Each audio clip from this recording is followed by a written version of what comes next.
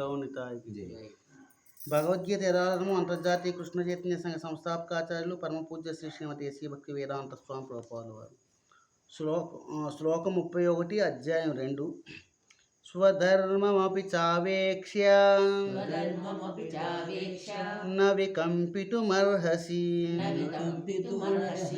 ధర్మ్యాద్ది యుద్ధాత్ శ్రేయో అన్యక్షత్రియస్య న విద్యతే. క్షత్రియునిగా నీ స్వధర్మమును అనుసరించి ధర్మానుసారము యుద్ధము చేయుట కంటేను నీకు శ్రేయోదాయకమైన కార్యము మరొకటి లేదని నీవు తప్పక గ్రహించవలను. కనుక నీవు ఈ విషయంలో సంశయమును అవసరం లేదు. ఇంతకు పూర్వం 30వ శ్లోకం వరకు శ్రీకృష్ణ భగవానుడు ఆత్మ శరీరానికి ఉండేటువంటి భేదాలని వాటి లక్షణాల కోసం చెప్పారు. ఇప్పుడు కృష్ణుడు ధర్మం కోసం చెప్తున్నాడు అన్నమాట. స్వధర్మమపి చావేక్ష. అర్జునుడికి స్వధర్మాన్ని ఆచరించు అని చెప్పేసి ఉపదేశం చేస్తున్నాడు. నిజానికైతే మనకి ధర్మం అనేటువంటి విషయానికి వచ్చేసరికి అందరికీ ఒకే విధమైన ధర్మం అనేది ఉండదు. అంటే ఒక్కొక్కరికి ఒక్కొక్కరు స్త్రీల యొక్క ధర్మం వేరు, పురుషుల యొక్క ధర్మం వేరు. అలాగే వర్ణానుగుణంగా ధర్మం మారిపోతూ ఉంటుంది. కాబట్టి ఇక్కడ మనం ఎప్పుడు కూడా కృష్ణుడు యుద్ధం చేయమన్నాడు కాబట్టి మనల్ని అందరినీ యుద్ధం చేయమంటున్నాడని మాత్రం భ్రమ చెందకూడదు. ఎవరి ధర్మం ఏదో తెలుసుకుని ఆ ధర్మాన్ని మాత్రం అనుసరించమంటున్నాడు అన్నమాట.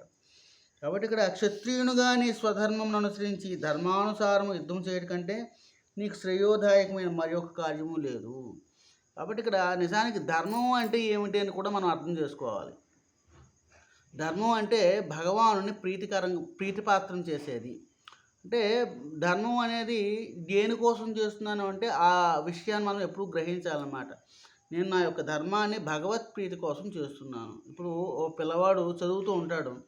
చదువుతూ ఉన్నప్పుడు వాడు దేనికోసం చదువుతున్నాడు, నా కోసమే చదువుతున్నాను మొట్టమొదటి అనుకోడు. వాడు దేనికోసం చదువుతున్నాడు, మా అమ్మ మా నాన్న కోసం చదువుతున్నాను, లేకపోతే స్కూల్లో టీచర్లు చెప్తున్నారు కాబట్టి వాళ్ళు వర్క్లు ఇచ్చారు కాబట్టి చేస్తున్నాను. అలా గ్రాడ్యువల్గా కొంతకాలానికి అర్థమవుతుంది అనమాట. వీళ్ళు ఇలా ప్రెజర్ ఇచ్చి చేయమని, లేకపోతే తల్లిదండ్రులు ఎందుకు ప్రెజర్ ఇస్తున్నాడు వీడిని చదవమని, లేకపోతే గురువులు ఎందుకు ప్రెజర్ ఇస్తున్నారు వీడిని చదవమని. వాళ్ళ కోసమే చదివాడు పిల్లవాడు కూడా. కొంత వయసు వస్తుంది, పెద్దవాడు అవుతాడు అన్నమాట.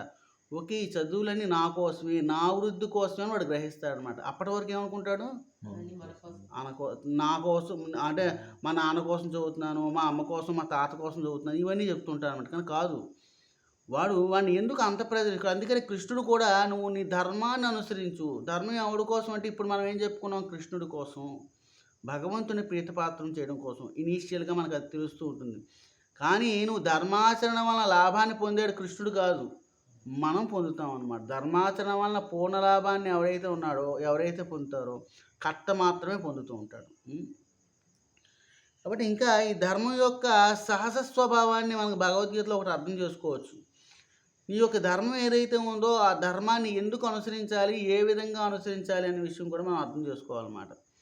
ఈ శరీరానికి ఉండేటువంటి రకరకాలైనటువంటి అవయవాలు, కాళ్ళు, ముక్కు, నోరు, చెవులు, చేతులు, కాళ్ళు, ఇవన్నీ కూడా దేనికోసం పనిచేస్తున్నాయి అంటే పూర్తి శరీరం కోసం పనిచేస్తున్నాయి అన్నమాట. పూర్తి శరీరం కోసం, ఈ శరీరం అంతా కూడా తృప్తి చెందడం కోసం ఈ అవయవాలన్నీ కూడా పనిచేస్తున్నాయి. అలా పనిచేసినప్పుడు ఆ శరీరం తృప్తిగా ఉంటుంది, అవయవాలు కూడా హాయిగా ఉంటాయి. కాబట్టి ఇక్కడ మనం మన యొక్క ధర్మాన్ని ఎందుకు అనుసరిస్తున్నాం అంటే మనం భగవానుని యొక్క శరీర అవయవాలలాగా పనిచేస్తూ ఉండాలి.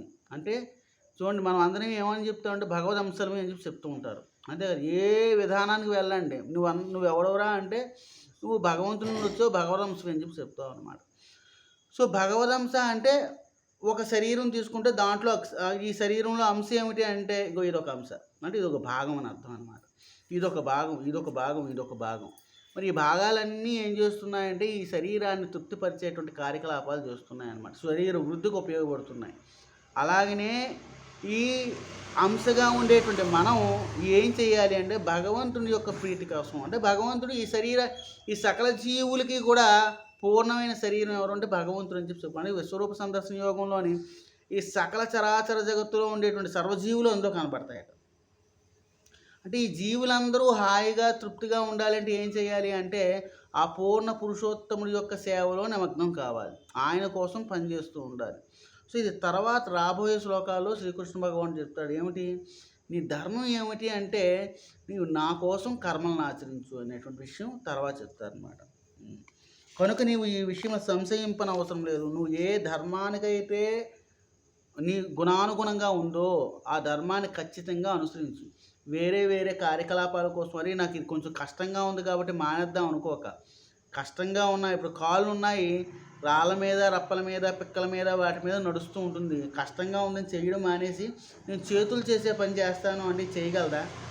సో నువ్వు ఏ కాళ్ళు చేసే పని కాళ్ళు, గాడిద చేసే పని గాడిద, కుక్క చేసే పని కుక్క. అంటే నీకు ఏదైతే నియమించబడిందో ఆ కార్యకలాపాలు చెయ్యి. అంతకుమించి వేరే ఆచరించిన అవసరం లేదు. ఆ కార్యకలాపాల వల్లనే భగవంతుని ప్రీతిపాత్రం చేస్తూ ఉండు. దానివల్ల నువ్వు వృద్ధి చెందుతావు. హరే కృష్ణ.